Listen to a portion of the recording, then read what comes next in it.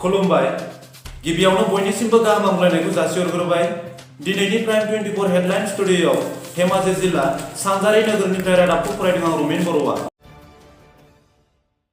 दिनैनि गाहाय रादाबफोरा जादों बर'नि थामथि गोरोबथा बराय फोरबोआव गाहाय आलासि महरै बाहागो लागोन नरेन्द्र मदिआ। साननैसोनि उनाव आलफा आइजों भारत सरकारा गोजोन रादाय खागोन। 7 अक्ट'नि आसाम बन्द'खौ बोखांफिननाय जाबाय। भारत आरो निउजिलेन्डनि गिबि खेलनि फिथाइ। दानिया फैदो आबुं रादाबाव।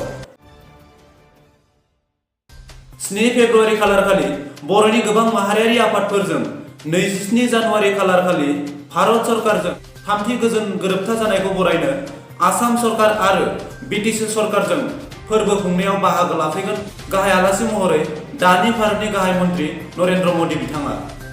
गाहाय बे बराय फोरबोआव मैखोमै आसामनि दानि सरकार आरो बिटिसि सरकारखौ बाहागो लानायखौ नुनो मोनो। बे बराय फोरबोआव रोजा रोजा बर' रायजो राजाफोरा बाहागो लायो। बे गोरोबथाया बावैसो सिगां बर'नि गोबां माहारियारि आफादफोर NDFBनि मोनब्रै हानजा दुलाराय बर' फरायसा आफाद UBPO आरो माखासे राजखान्थि हानजाजों गोजोन गोरोबथा जाना दानि बिटिसिआ बिटिआरआव आरो बिटिआरनि बायजोआव थानाय बर'फोरनो गाव खुंथायारि राहा होनाय आरो गोबां मोनथाय देरहासारनायनि थाखाय बे फोरबोखौ खुंनाय जादों। 4 फेब्रुआरि खालारखालि गोदान दिल्लीआव दानि भारतनि बिजेपि सरकारा साननैसोनि उनाव गोबां समनिफ्राय आसामाव गोख्रों सोमावसारबोबाय थानाय आलफा आइजों गोजोननि रादाय खागोन होनना फोरमायदों। भारतनि गाहाय मन्त्रि नरेन्द्र मदिआ फोरमायदों दि भारतनि गासैबो जायगानि सोमावसारगिरि बिथांमोनखौ बावैसोनि उनावनो भारत सरकारा गोजोन गोरोबथा खालामगोन होनना फोरमायदों।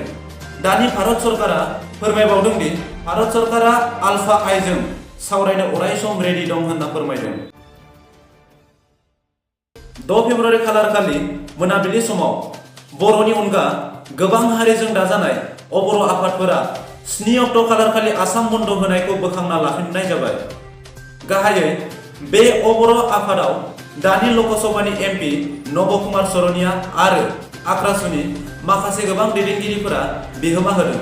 सुलु मोननाय बादिब्ला बिथांमोना दानि बिटिआरआव राजखान्थिनि मोनथाय, थामोनथा, सोलोंथाइनि मोनथाय बायदिखौ मोनथायनि बायजोआव थाजानो गिनानै बे बन्द' हाबाफारिखौ लानाय जादों। नाथाय दानि आसाम आरो भारत सरकारा थाबैनो बिथांमोनजों सावरायगोन होनना फोरमायदों।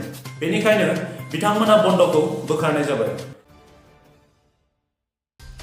5 फेब्रुआरि खालारखालि हेमिल्टनआव गिबि इन्टारनेशनेल वान डे खेला जाना थांबाय।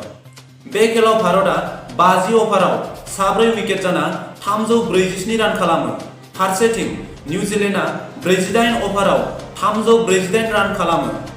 मख'नो गोनांदि बे खेलाव भारतनि श्रेयास आयारआ 103 रान खालामना सेन्चुरि खालामो। फारसेथिं निउजिलेन्डनि रस टाइलरआ 109 रान खालामना सेन्चुरि खालामो आरो मेन अफ द मेचखौ मोननो हायो। दिनैनि रादाबखौ एसेयावनो फोजोबनाय जाबाय। गोजोन्थों।